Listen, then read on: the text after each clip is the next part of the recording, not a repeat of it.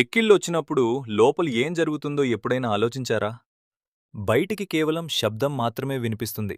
కాని లోపల డయాఫ్రామ్ కండరం ఒక్కసారిగా ఉలికిపడుతుంది. ఆ కదలిక వల్ల గాలి వేగంగా లోపలికి వెళ్తుంది. కాని గొంతులోని నాళాలు అకస్మాత్తుగా మూసుకుపోతాయి. ఆ గాలి తగలడం వల్లే హిక్ అనే శబ్దం వస్తుంది. ఇది మీ కడుపు మరియు మెదడు మధ్య జరిగే ఒక చిన్న కమ్యూనికేషన్ గ్యాప్.